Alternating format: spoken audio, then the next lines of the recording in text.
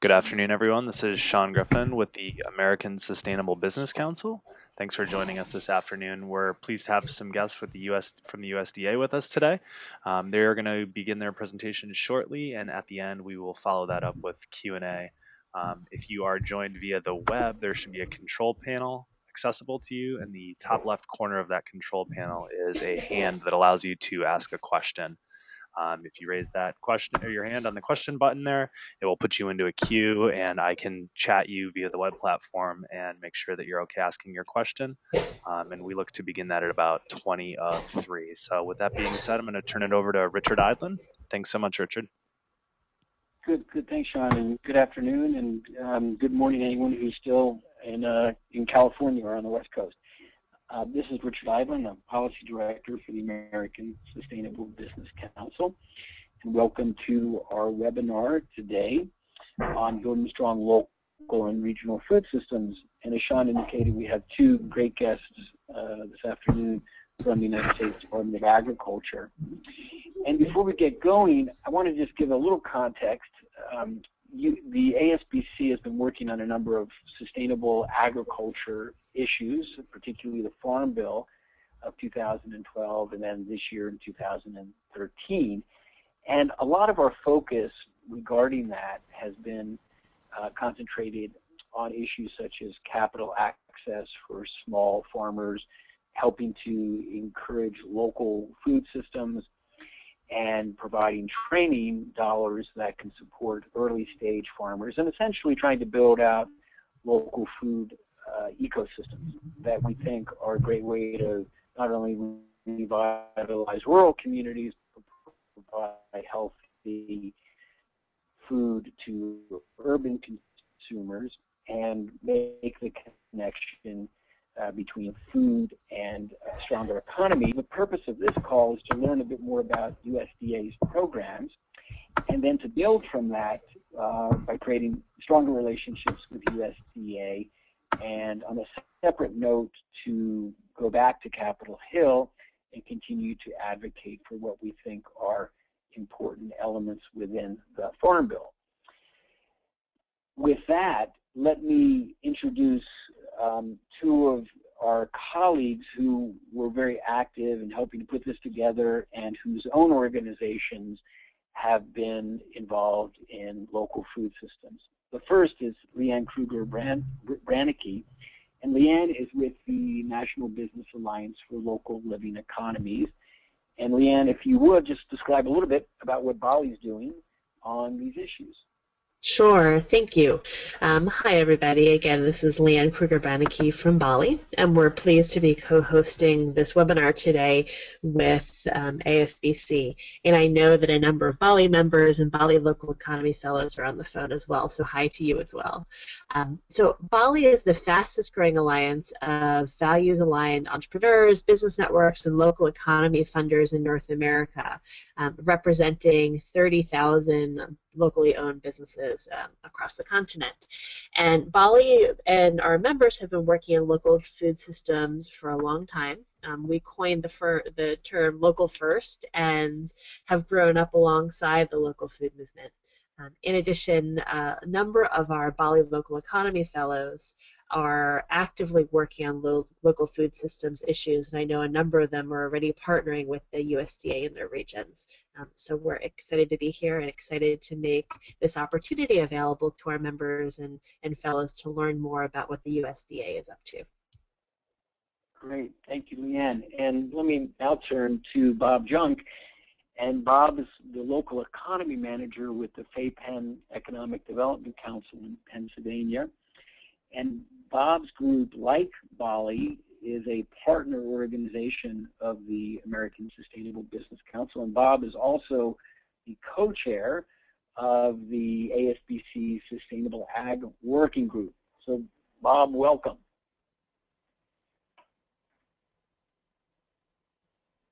Okay, and Sean, do we have Bob live there? Bob, you should be unmuted if you want to go ahead and try saying something for us.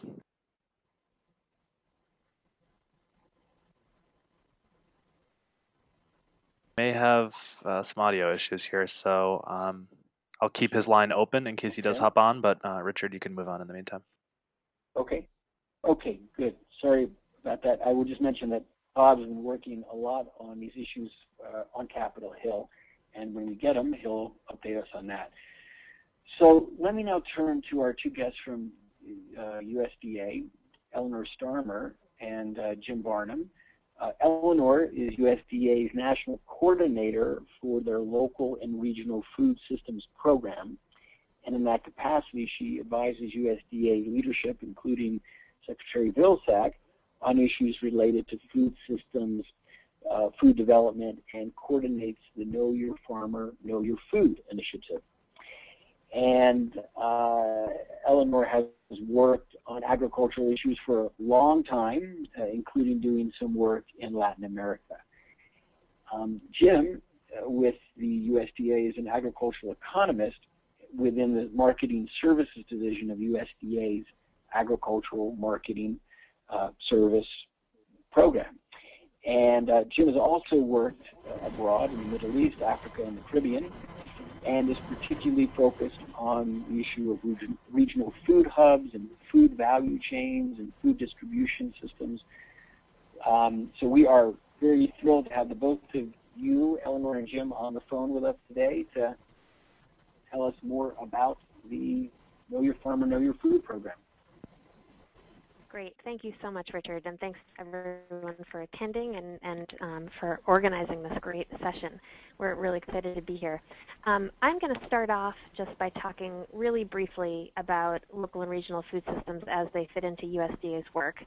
Talk a little bit about some of the programs that we have available to support this work, and then I'm going to turn it over to Jim, who's going to cover a specific area that we are seeing a lot of interest in, and that's food hubs. And then I'll return at the very end to talk through a couple tools and resources that we have on our website that I hope folks on the phone will find useful and interesting. So to kick us off, Jim, if you want to forward the slide along. All right, I don't think I need to explain to anyone on the call what we're talking about when we're talking about a local and regional food system. It sounds like most folks will have a good sense of what that means. I will just say that within USDA, we do not have a universal definition that we use to define local and regional food systems. It's obviously an evolving concept, and we want to, give space to that.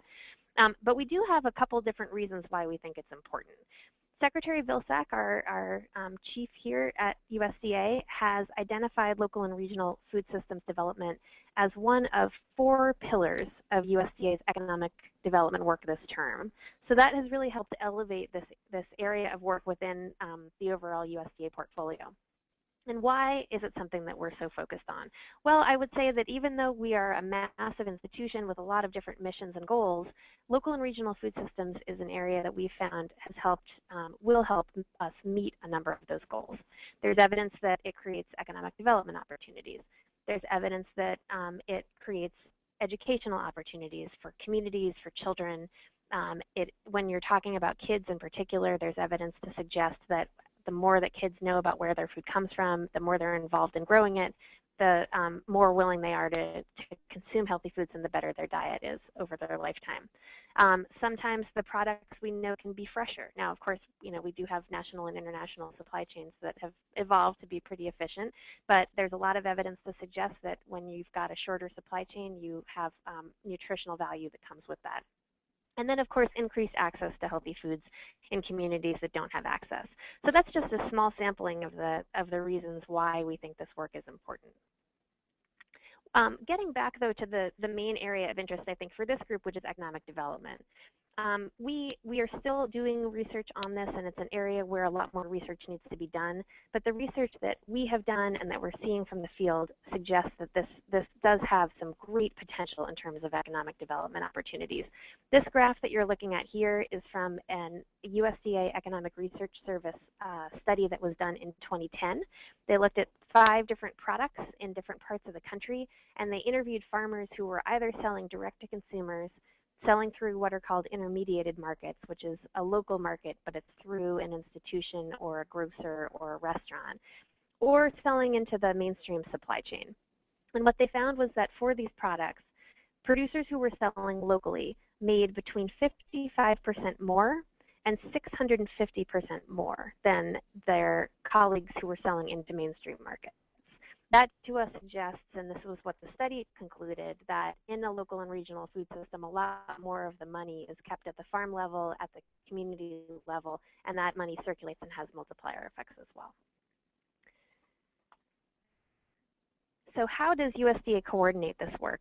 We do it through something called the Know Your Farmer, Know Your Food initiative, which is USDA's vehicle to strengthen the way that we work on local and regional food systems. It was started in 2009. It's an effort of the Secretary's office.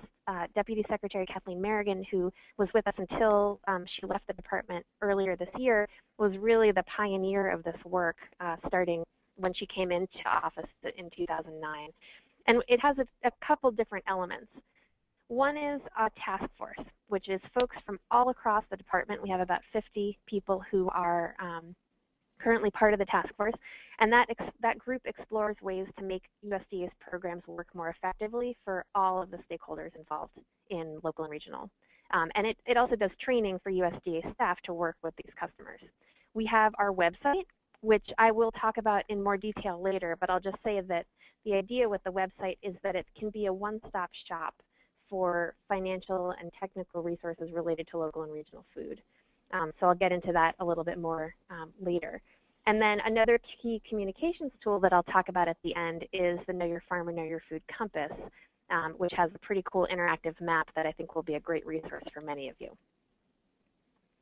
So that's the idea behind the initiative. But as I said, part of the initiative's work is really coordinating across our department because we do have so many different resources that are available, whether it's for a business, for an economic development council, local government entities, schools, or the nonprofits and producers that you're working with. USDA has a range of resources, and we wanted to find a way to bring them together to ensure that they were coordinated and to publicize them. On the production side, and I'm just going to give a couple examples of some of the programs that we have, but again, at the end of the seminar, I will talk about some tools that we've got to really help you guys dig into these programs and figure out which ones are right for you or for the folks that you're working with. So on the production side, in 2010, as part of the Know Your Farmer initiative, USDA launched a seasonal high tunnel project where we are helping farmers build high tunnels or hoop houses, as they're called where I come from, which really helps them extend the season so they can sell for later into the year. And some places they're now selling year-round out of these high tunnels. We've built, just since 2010, 8,700 of these on farms across the country, and they're available in both rural and urban areas. So the photo you see on the right here is of an urban farmer in Cleveland, Ohio. Another piece of the production end of things is credit. And our farm service agency makes loans to farmers to start a farm, to cover operating expenses, to purchase farm storage facilities, so that can include cold storage for fruits and vegetables. In 2010, in fact, we announced that farm storage facility loans should be available for this cold storage purpose. And so that's also been something that's helped with the local and regional food end. And we're working with FSA to publicize that as a resource.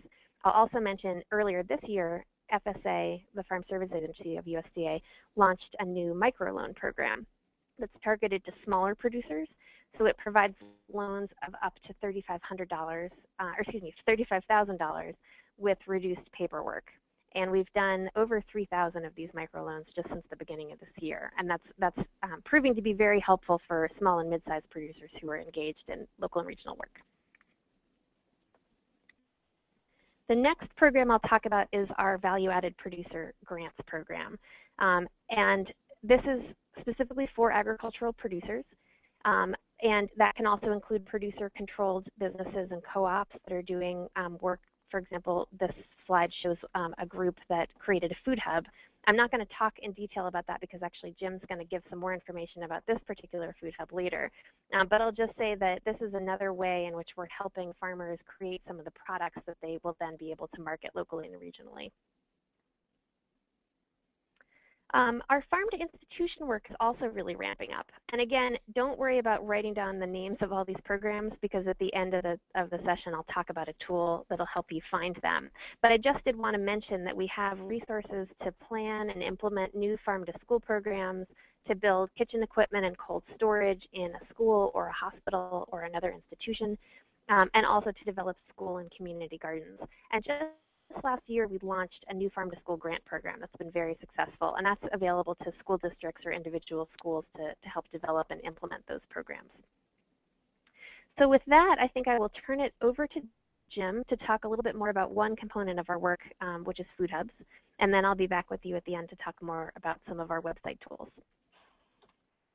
Great, thank you, Eleanor. So, yeah, I've been heading up a task force on regional food hubs for several years now, and it was really instigated through the Know Your Farmer, Know Your Food initiative. When that initiative was started, we were looking at a variety of priority areas that we wanted to tackle on the local food front. Things like farm to school certainly were there, things like how we can work more closely with producers on the production side, things like the high tunnels, so forth and so on. We actually have a kind of a task force on local meat issues. And one of the things that emerged from our work and our initial kind of investigation of where we wanted to focus our energies was on this issue of distribution. It's something I've been working at USDA for quite some time, and the variety of kind of new local food distribution models that had begun to really emerge, really innovative models to connect producers to larger volume markets. So we established this task force a few years ago. We have really pretty robust agency representation, as you can see there, and we've also been working across other federal agencies, nonprofit organizations, and the private sector. One of our key collaborators in our Food Hub work is the Wallace Center at Winrock International, and we, along with Wallace and several other national nonprofit organizations and private partners, have established the Food Hub collaboration. Within this collaboration, we, particularly when we first got started, it was to understand what really is going on here with these new Food Hub enterprises. And so we carried out an initial survey to really understand the scope and scale of these operations. And then, of course, we also began to identify where are all these Food Hubs located, and began to list those in a national database. A little further on, just last year, we actually published the Regional Food Hub Resource Guide, and that was our attempt to really first kind of clarify the concept of Food Hubs, understand the types of impacts they're having on communities, as well as to make available to Food Hub stakeholders and food system stakeholders generally all the resources that might be able to be available to them or utilized both through USDA, other federal agencies, as well as other foundations and so forth. And then also last year we convened the first national gathering of over 150 food hubs and their supporters to launch a food hub community of practice, which is still in the nascent stage, but the idea there again is to create a network where food hubs can share best practices with each other, leverage resources, and learn about new innovations in the field. So why regional food hubs? And really for us, we saw that clear need for particularly the small and mid-sized farmers being challenged by lack of kind of appropriate scale distribution, processing, marketing infrastructure that would really allow them to take advantage of the growing demand in these growing markets for local food. Yes, farmers have been doing extremely well in the direct marketing channels, whether that's farmers markets or community-supported agriculture, but it's a heck of a lot more difficult for those same small and mid-sized farmers to be able to get accounts with larger institutional markets, grocery chains, restaurants, and so forth. So we were looking at what models would be out there to really connect the two, and food hubs have emerged as that. And I would also like to mention that we have a particular focus on what we call ag of the middle farmers, these mid-sized farms that really they represent family farms of decent size where most of the income is coming from the farm itself, but not large enough necessarily to compete against the larger farm operations and traditional wholesale market channels, and yet at the same time kind of too large to really effectively tap into those direct marketing channels without actually having to scale back their operations. So for us, we really see it as an opportunity to both support and retain these ag of the middle farmers, as well as encouraging smaller farmers, if they so choose to scale up their operations. So what is a food hub? I've been talking a bit about it, and here's our basic working definition. And you can see it listed here, and there's really several components to it. It's either a business or organization. So a food hub can be a nonprofit organization. It can be certainly a for-profit business, as well as a producer cooperative or even a retail cooperative. And the key piece is it's more defined by its function than its form. So the function is that food hubs are managing that aggregation, distribution, and marketing of source-identified food products. And what I mean by source-identified is that the you know when you're buying that product, say as a produce manager at a grocery store, of where that product came from and who grew it, and in some cases how it was grown, the production practices as well. So that identity is carried out throughout the supply chain, ultimately to the end consumer, who knows exactly where that food came from and from whom.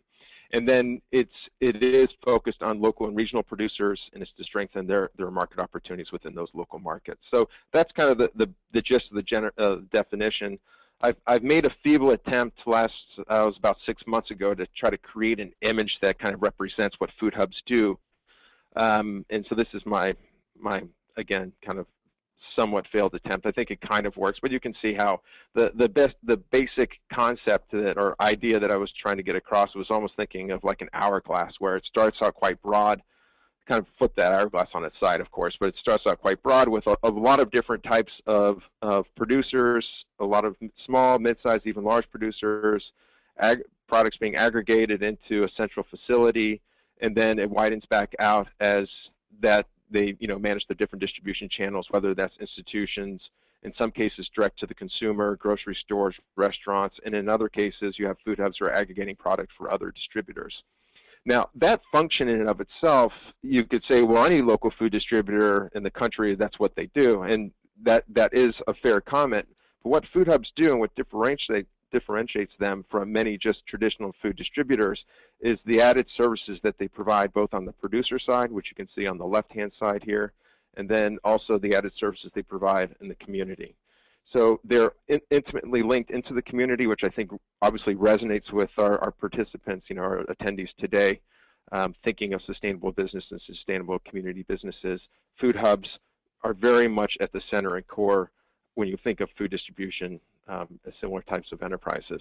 So that gives you some sense of that. And then just to knock you over the head even more with what we're talking about here, here's a number of kind of defining characteristics of food hubs.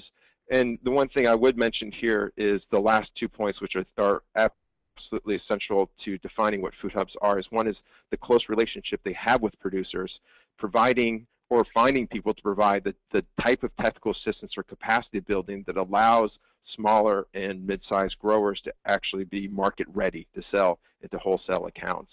And then that last point there, which is really getting to the triple bottom line of these food hub businesses, is that yes, they aim to be financially viable, but they're also trying to make positive economic, social, and environmental impacts within their community.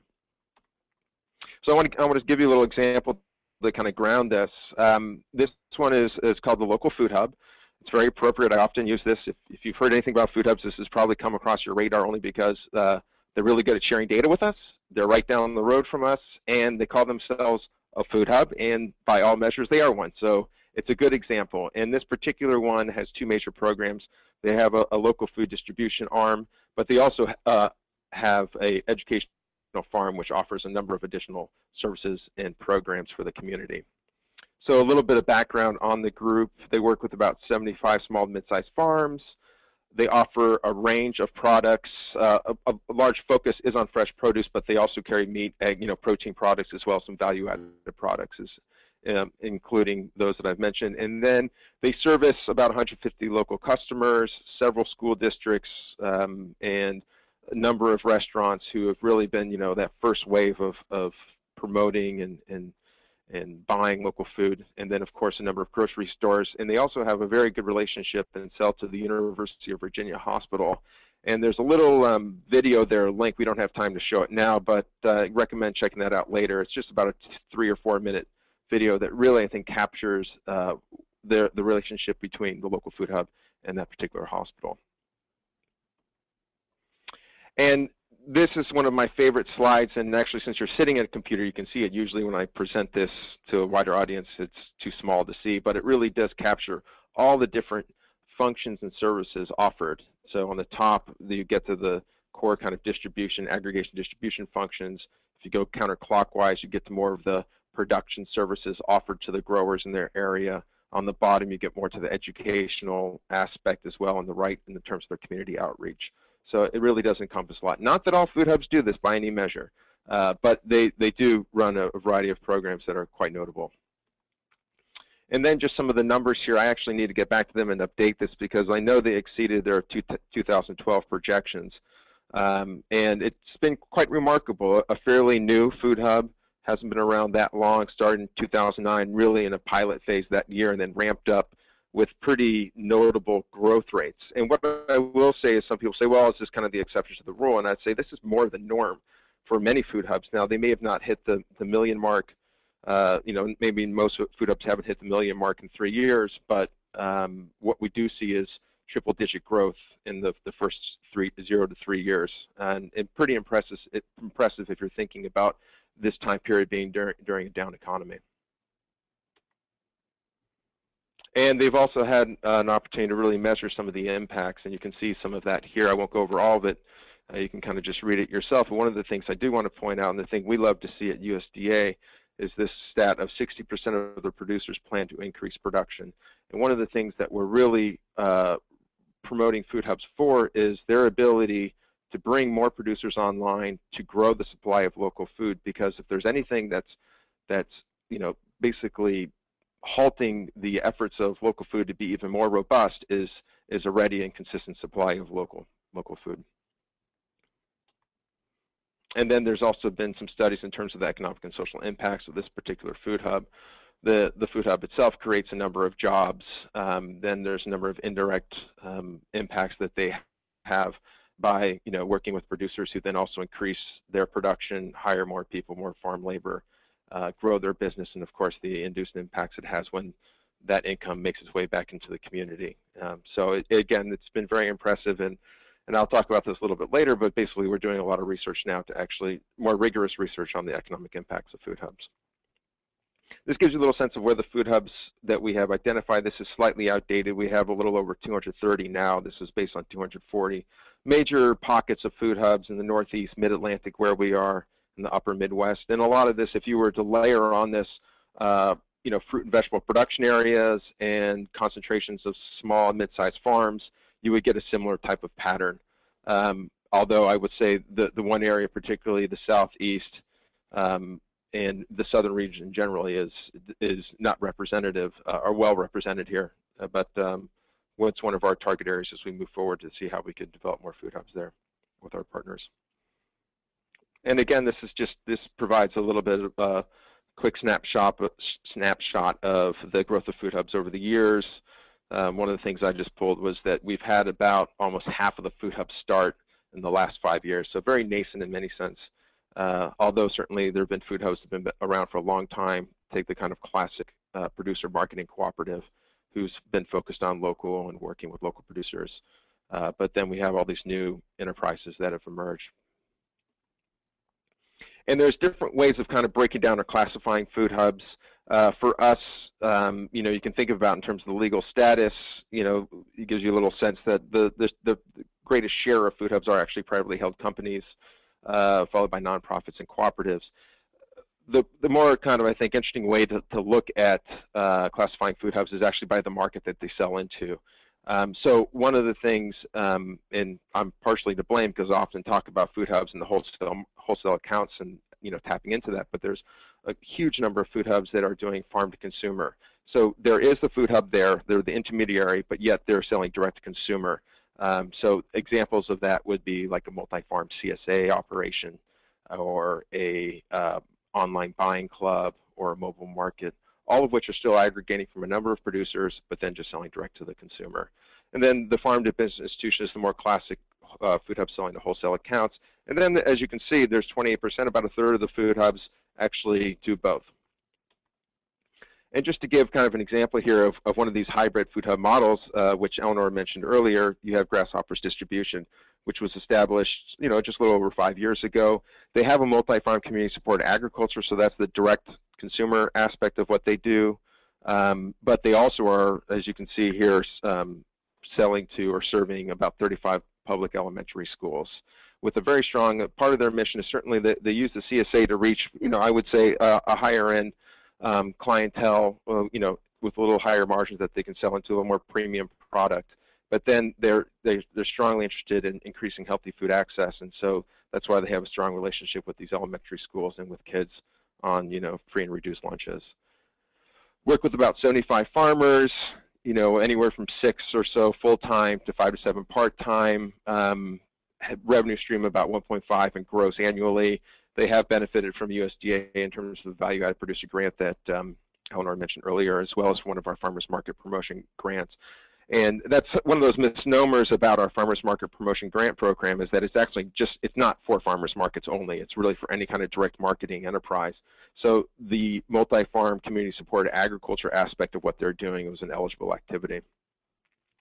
And they've done recently some really innovative farm-to-school financing. A lot of that, and one of our other partners, Wholesome Way Foundation, who's entered this space in the last 2 years quite successfully, was able to kind of broker a deal and set up a really good business plan for Grasshoppers moving forward, so that they could get a greater investment from their state. And so, Wholesome Wave itself put in kind of a confidence vote of putting $50,000 into investment into this particular food hub, and then we saw, they saw some really remarkable investments by the Kentucky Agriculture Development Board and Finance Corporation, as well as a private investor.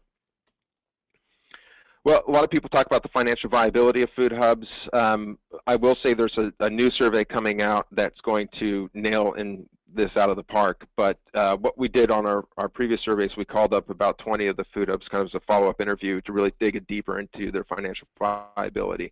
And all I mean by that is that they're breaking even or turning a profit from the revenue created from their distribution operation.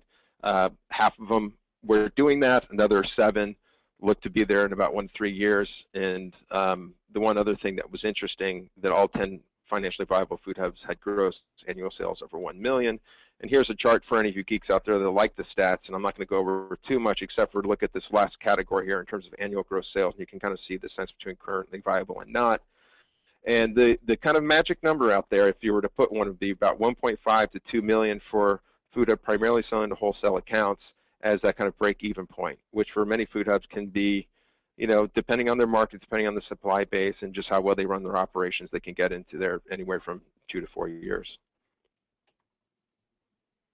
Some of the needs of food hubs going forward, one of the really key lessons we've learned is that there's a lot of the infrastructure is already out there, whether it's warehouses, trucks, all those types of pieces are out there, but they're totally underutilized or not being used in the right way, and how do we make them work better? And so a lot of that is kind of the capital improvements needed to renovate those existing facilities, certainly working capital from business management systems, and there's always a need here because we're constrained by the supply side for enterprise development to producers in order to grow their capacity to meet those buyer requirements. And what's the big picture of all this? Well, I mean, on one level, food hubs have emerged more recently, more radically in the last couple of years because they're filling a market function that isn't adequately being addressed by the current distribution system, and that is aggregation distribution of food products from small to mid-sized producers. I will say that this isn't an either-or proposition in which we have to create an alternative distribution system. In fact, most food hubs are working with what would be considered traditional distributors aggregating product for them because the demand is so high, and these traditional distributors are just banging their heads against the wall. How do we get more local? And food hubs are offering a solution for them. So again, there's really some really great opportunities for complementarity between what food hubs are doing and the existing distribution system. Some of our research initiative going forward, I mentioned the economic impact assessments. We're doing some work with Cornell and creating, I think, a pretty robust model based on data on the ground to use to assess the economic impact that food hubs are having in their communities. We're doing our own group, because we have an architect on staff, actually doing some facility design work around food hub warehouses to understand the cost, the operations capacities. I get a lot of questions from folks about, they're going to make an investment, how much square footage do they need if they're this type of operation, or should they get into light processing or not? So we're hoping to provide some of these case study examples to provide some guidance in that area. And the survey that's really being commissioned by Michigan State University and the Food Hub Collaboration, the survey's been completed, the results are in, and really we just hope to get those preliminary results out to the public by early September. We have a number of resources for food hubs specifically, and there's 3 there mentioned. The Regional Food Hub Resource Guide I mentioned before, and there's a kind of a companion piece, the role of food hubs in local food marketing, which our partners over at Rural Development put together, and gets a little bit more into the business models and best practices. And here's some of the websites. And you'll all get this presentation, so we don't have to go too deep in any of this stuff, but that's where you would find those publications. And we are happy to send hard copies for free if you get tired of straining your eyes on the computer screen. So you can just contact me and I'd be happy to send you any hard copies of those publications on the last slide. And that is it. So I will turn it back over to Eleanor. All right, thanks, Jim. Just really quickly to close us up here in the last few minutes, I want to just jump on to what Jim was talking about regarding resources, and he mentioned a couple of really great ones that we've got through the Food Hub portal website that AMS Jim's Shop runs. In addition to that, I want to go back to the Know Your Farmer, Know Your Food website that I mentioned at the beginning of the presentation. This was a website that we put together a few years back as a sort of one-stop shop for folks who are interested in understanding all the different ways that USDA can be involved and is involved in local and regional food systems work. So it's accessible. You'll see the URL down there at the bottom of the screen, but you can also get to it just by going to our homepage, usda.gov, and in the lower right-hand corner, you'll see our little tomato, or is it a pepper?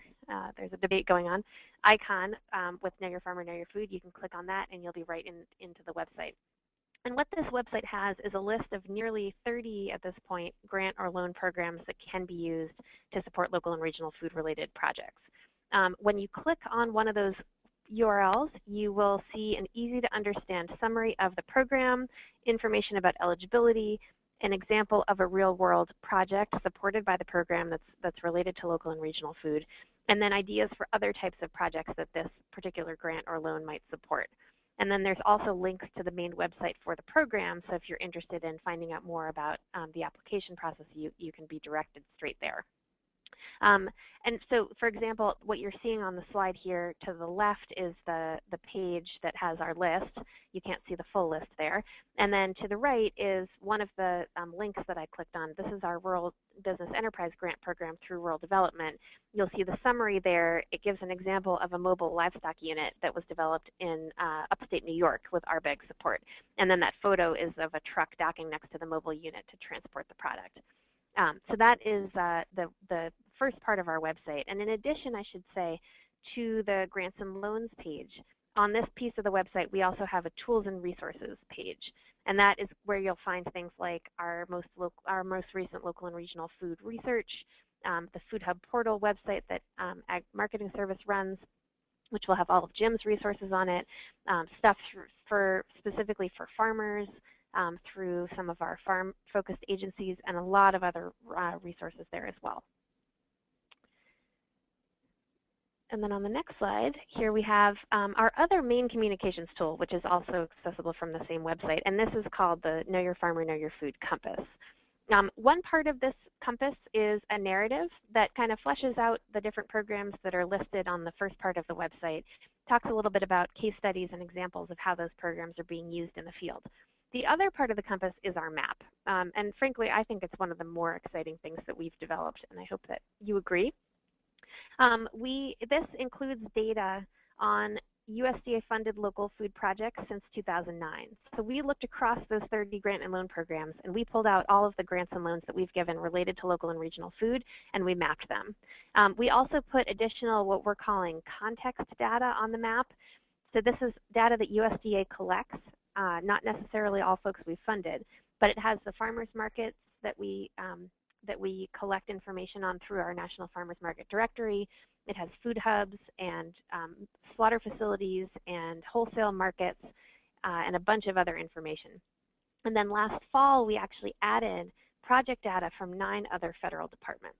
And this was our attempt to figure out what was happening in other parts of the federal government. And in fact, there was a lot more going on than we realized even related to local and regional food. And that's also now on the map. It's not a complete list, but it's a start. It's updated regularly. It is actually overdue for an update. So if you go onto it now, you'll probably see that it's missing some of the data from the end of last year. But we're looking at updating it in the next month or so. So please check back later on this year for a revamped, easier to use, and map with lots of additional data there. And here's an example of how you can explore the map and find synergies and new information about things that's going on in your own community that you might not have known about. This is just a zoom in on the area around Blacksburg and Roanoke, Virginia. And what I did essentially was click on a bunch of dots, and you'll see it pops up with a box full of information about that particular project. Don't worry about all the words. The point here is just that there's some interesting synergies going on. So we have in the Roanoke area, we have a brownfields planning grant that came through EPA that's actually working on some planning for land use in the urban center and around the transit corridor, which is part of around their railroad, essentially. And they're really interested in looking, as part of that grant, at local food as a component of the planning process, whether it's farmers markets in the downtown urban center or even using the rail corridor as a way to get some of their food in. So that's happening in the city. Then in the broader region, there's a Department of Housing and Urban Development regional sustainable planning grant that also includes a focus on land use policies with an emphasis on local food. So those are two different federal partners who are involved in this space here. Then we've got, through a USDA program, we funded Virginia Tech to do training with local producers to increase their production of locally grown produce later into the year. So that's going to increase the supply. And then finally, through a different USDA program, we're funding a nonprofit that's actually building infrastructure for food storage and implementing systems to get food from farmers to food banks, farmers markets, and distribution centers to help low-income folks get access to that food. So there are some very interesting synergies, and this is the kind of stuff that you might not otherwise be able to see, but you've got it all here on the map. And the last slide, I believe. Eleanor, I just wanted to give you a time check here and make sure we have time for questions. Yep, I am finishing up right now. The last slide is just, I wanted to mention to everyone that you can search the map for keyword or for a specific zip code radius. So if you know that you're interested in doing a specific kind of project and you want to see what programs other people in the country are using in order to fund that kind of project, here I thought, maybe people would be interested in a small business incubation project. So I just typed incubator into the search box. I got 39 different projects. You can click on those dots and again figure out the different kinds of grant and loan programs that folks are using to support that work. And in fact, in each of these boxes, there's a link to the organization that received that grant or loan so that you can connect with them and learn a little bit more about how they did that. So that brings us to the end. I think the last slide, yep, has our contact information. So please know that both Jim and I are available to answer questions at any point. We'll take a few now, and then do feel free to get in touch with us over email or phone as things move forward. Thank you so much, both Jim and Eleanor, for all your effort that went into this. I wanted to briefly explain again how folks could ask questions. At the top left of your control panel on your webinar platform, there should be a little hand, and that will allow you to place yourself into a queue. In the meantime, I believe that the folks at Fay Penn have worked out their audio issues, so I will turn back to Bob. Welcome. Can everybody hear me? We sure can. Hello? Well, I want to welcome everybody. Apologize for the speaker issue earlier, and I'd like to thank both of the guests that did a very good presentation and an overview of Know Your Farmer, Know Your Food. Here at Fay Penn, we've been working on a number of projects. We have a buy local program. We are a nonprofit, but we're also working on a regional food hub also and a food co-op, also an incubator within that. And then we have a relationship right now developing with our Penn State Fayette to do a 3-year beginning farmer program. We have a business park that we have dedicated 10 acres to helping with beginning farmers to start producing food for the local market. It's mostly fruits and vegetables to start with, but we're hoping to integrate some livestock projects also. So it'll be a 3-year program with a certification at the end of it. So that's a little bit about us. And again, thanks for everybody that's attending today. Bob, thank you. It was a little hard to hear you, so because of that, I'm going to ask the first question that I know you wanted to ask. So, Eleanor and Jim, is there assistance or guidance or funding for community nutrition education programs through your program? For community nutrition education? Yeah. Mm-hmm. Yeah, I mean, there's a variety of different programs that USDA has that can support nutrition education at the community level, and some of those are going to be listed on the grants and loans page of the Know Your Farmer website. There are obviously going to be programs that do not specifically focus on local and regional food systems that are available to help with community nutrition education, and those are mostly going to come through the Food and Nutrition Service at USDA.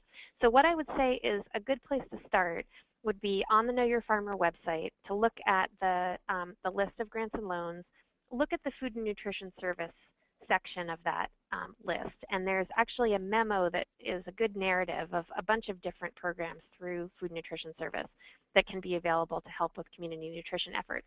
The other one I would recommend is also listed on that website, and it's under the section for USDA's National Institute of Food and Agriculture, or NIFA.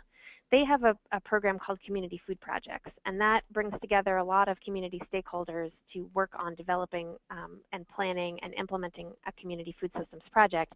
But a number of those have a nutrition education component and are focused on both bringing more local and regional products into the community and then also helping educate members of the community about how to use them.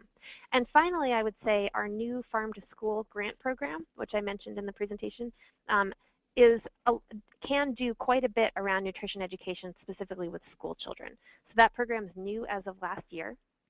It's not open right now for applications. The application window just closed in May, and so they're going to be awarding a new round of grants. But at the beginning of next year, look out for that program, because that can help school districts and producers come together to develop the kinds of programs that can help kids understand what they're eating, how to eat more healthfully, and how to cook food. And one thing I would add to what Eleanor said, which was all great, was, utilize the Compass map. Like, go ahead into the search function and put nutrition education and see what pops up there, because then you've got real, real world projects, and then you can link those projects. Say, oh, how are these projects being funded? Oh, that's a Food Nutrition Service. Oh, this one's actually over National Institute for Food and Agriculture, and begin to see what projects most match what you were kind of thinking of, and then that's another kind of way of navigating the system. Great, good. Okay, thanks. Sean, are there other questions? We don't. I know that the folks over at FAPEN had one, so we'll try this again one more time real quick with the audio here. Go ahead, Bob. Yes, thanks. Can you hear me better? Is that a little bit. Better now? Well, I'll try to speak up louder. The question I had, we have a lot of farmers in our area. They're mostly row crops, things like that. Under the Farm Bill being still in limbo, how do you see the department with some of the programs that you have talked about, and you listed a number of them, but like the beginning farmer, is there ways that if something would happen that this Farm Bill doesn't get extended or reauthorized with some additional funding in certain areas, how can we help beginning farmers get into local food production? Yeah, that's a great question. Jim, do you want me to start on this one? Yes. Okay. Yeah, no, the situation with the Farm Bill is definitely making things very difficult, both for us and more importantly for folks in the field who are trying to implement really good projects and don't have funding available. I would say of the programs that are available through USDA for local and regional foods, only a few of them are currently without funding. Beginning Farmer and Rancher Development Program is one very important one that is currently unfunded. Another very important one is the Farmers Market Promotion Program, which Jim mentioned earlier. So those two are definitely leaving some gaps. I would say, again, a good way to figure out other programs available to support beginning farmers would be to go on the Compass map, search Beginning Farmer, and see what projects pop up and what programs they are using. Because there have been folks who've used a variety of different programs, whether it is our Sustainable Ag Research and Education Program to do farmer training that is focused on beginning farmers at the farm level, to, I mean, there's certainly been rural development support that's gone for helping beginning farmers get started through, maybe a RBEG, a Rural Business Enterprise Grant that can help with some planning processes for new farm businesses. I'm just trying to think of some other ones. But well, one of the other ones that's huge is, and Bob, you probably know this, is the Specialty Crop Block Grant Program. Mm-hmm. That's administered. It's an agricultural marketing service. My agency administers that program, but the money does go to state departments of agriculture, and that money's available and is often used for farmer. It has to deal with specialty crops, but beyond that, it has been used from everything for helping train beginning farmers, for food safety, of course, for the marketing and promotion of a variety of specialty crops. So that's another good program. And I guess the last one I'd mention is through our risk management agency. There's a risk management education and outreach program. They've actually been doing quite a lot with beginning farmers, and they've done stuff like train them on food safety, compliance, train them on business planning and risk management, other risk management training. So that's another really good opportunity. But yeah, I mean, there's no doubt about it. It's been difficult, and it'll continue to be difficult until we get a farm bill. Sean, any questions? I do, actually. Leanne from Bally had one. Leanne, go ahead. Mm-hmm. Hi, thanks, Eleanor and Jim. This is great information, and I've been looking at the KYF Compass, actually, as you've been talking about it. This is just a great resource. I'm wondering, we at Bally are really interested in driving capital to local business owners and to local farms who are deeply rooted in communities. And you said earlier that you've awarded over 3,000 loans this year. Can you talk just a little bit about what kind of loan funds are available and what kind of criteria you have for those funds? Well, I think that particular one I was talking about, the microloan program that we launched at the beginning of the year. So that's through the Farm Service Agency. It's specifically for farmers, and it's up to $35,000. So it's smaller than some of our other loans, and it can be used for purchasing equipment, for just getting some credit there so that you can buy seeds and stuff at the beginning of the year. It's pretty flexible in terms of the types of activities on the farm that the money can be used for. The other good thing about the microloan program is it has a streamlined paperwork process, because it's really targeted to the smaller beginning farms, and so it's much less of a paperwork burden than some of our other loan programs. But in terms of driving capital to businesses beyond just the farm, Jim, do you want to jump onto that piece of the question? Well, I mean, you may know some other ones too, Eleanor, but I mean, one of the larger ones we have is in rural development, which is the Business and Industry Loan Guarantee. So it's not a loan, but it is a loan guarantee up to $10 million. And this is when you're getting into larger, obviously, food businesses, whether that's a facility or a fairly large food hub. And that's there. There is some. It typically is supposed to go to a rural business, although there is some movement that it could actually be used by a business in an urban area, but ensuring that the benefits do go to, say, rural producers. We're kind of working through that one. There's community facilities, which is also in rural development, which offers a loan program.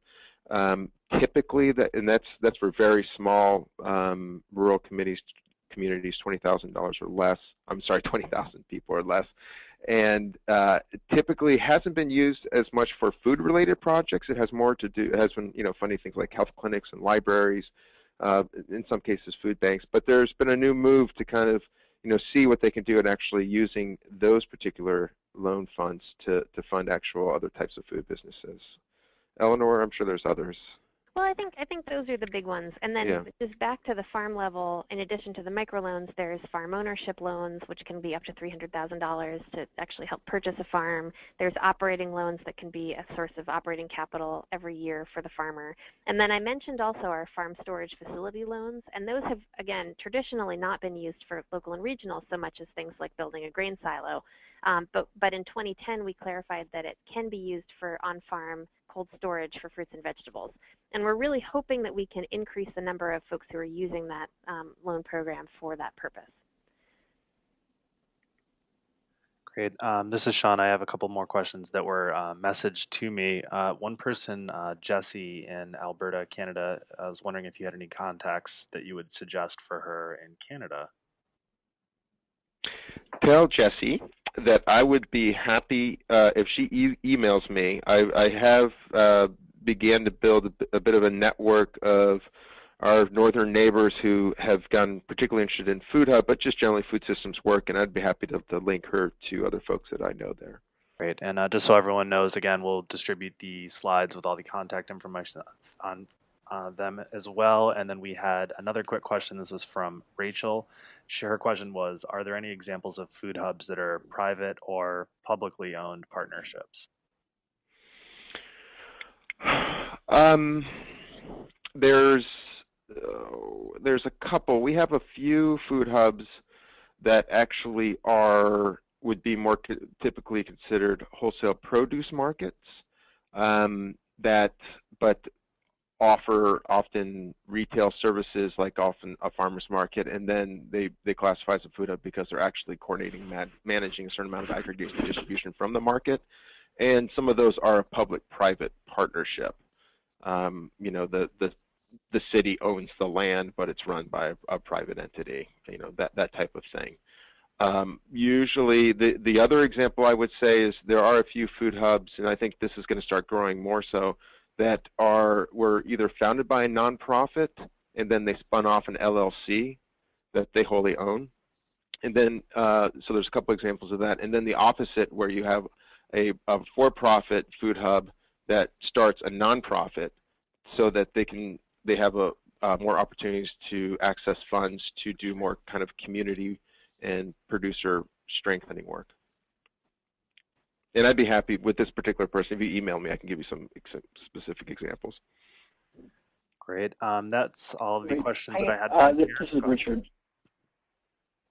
Okay, great, good. And this is Richard Iveland from ASBC. Your question is how sort of what, based on your experience, what are some of the mechanics that local farmers in any given town or city can pursue to help build out a stronger food economy? Is that working with the town council? Is that working with the mayor? Is that land conservation committee? What are some of the ingredients to make your vision happen at the local level?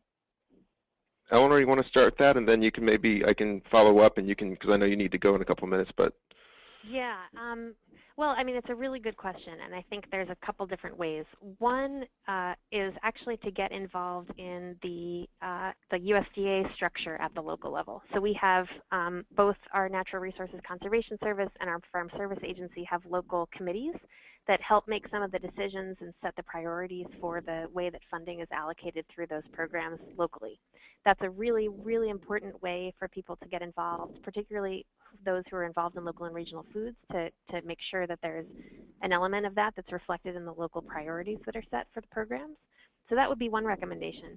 Another one, which I'm sure Jim can speak to more eloquently than I can, is the types of convenings that we can all help put together to bring the producers together with the buyers, to help both parties understand the kinds of the elements that go into making a successful food system, both in terms of the types of products that should be grown, that are being demanded, and the quality assurance practices and the packing and the other things that the buyers really need in order to be able to take that product. Those are the kinds of, we've actually helped convene some of those meetings at the local level, and I think that's something that certainly local entities, whether it's an economic development council or a town council, can help facilitate too. So Jim, why don't I turn it back over to you? Yeah, and just to expand upon that, I mean, I think there's certainly a number of community-based organizations, nonprofits that are, as well as public entities, they're well suited to kind of create these type of convenings. And again, this idea of connecting the producers to the buyers is in some ways to kind of demystify some of the barriers that may not really exist, but just people think they do, and how you can kind of begin to harness those relationships and build what ultimately needs to be a market-driven food system.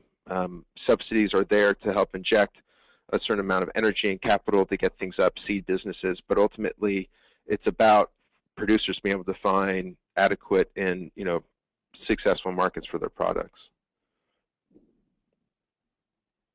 Okay, good. That's helpful.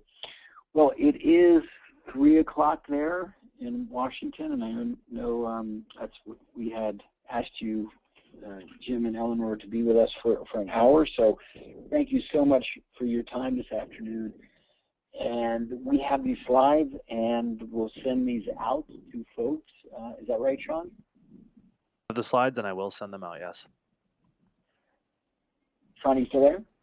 I am here, yes. We have the slides, and I'll happily send them out. Okay, good. So I was just asking, we'll be sending these slides out to participants on this call, is that right?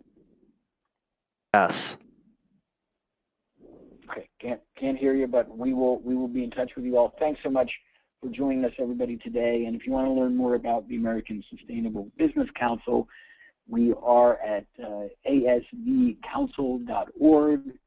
Be very happy to talk to you further, and thank Leanne and Bob very much for helping with the call, and Eleanor and James, thank you both for spending some time with us this afternoon.